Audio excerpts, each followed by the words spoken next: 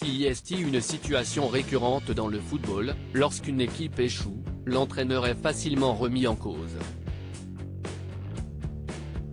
Et ce jeudi, dans un entretien accordé à l'équipe, c'est Christophe Dugarry qui s'est chargé de le faire, après la défaite des Bleus, entraînée par son ex-coéquipier Didier Deschamps, contre l'Argentine de Lionel Messi et d'Emiliano Martinez en finale de Coupe du Monde dimanche dernier.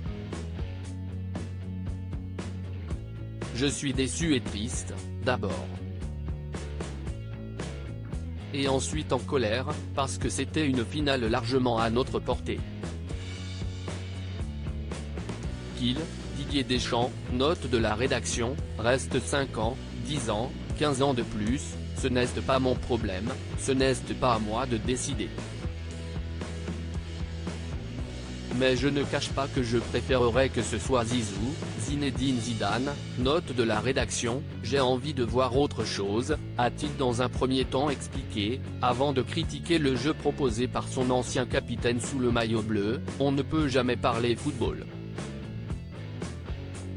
Qu'on ne le fasse pas quand on gagne, comme en 2018, sur le thème « Je m'en fous, j'ai gagné », d'accord, éventuellement, mais quand tu perds, tu dois des explications, tu dois un débat, au moins sur la préparation de match. On a l'habitude depuis 12 ans. Il a ensuite poursuivi auprès de l'équipe, parce que les Argentins, on les a fait exploser en 5 minutes comme des pop-corn. Ils sont moins forts que nous, c'était un cadeau de jouer contre eux. Il n'y a pas eu de match totalement géré, mais on a l'habitude. Maintenant, depuis 12 ans, Didier Deschamps est arrivé à la tête de la sélection en 2012, note de la rédaction, cela fait partie du style Deschamps où seul le résultat compte. Mais pour rappel, si Christophe Dugarry souhaite voir Didier Deschamps prendre la porte, ce dernier a répondu aux attentes fixées par le président de la Fédération française de football Noël Le Graët en atteignant le dernier carré de la compétition, soit les demi-finales.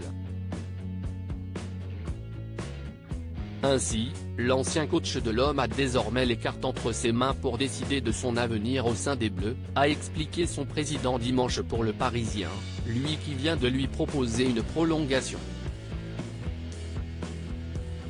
J'espère qu'il dira oui, a notamment ajouté le dirigeant breton.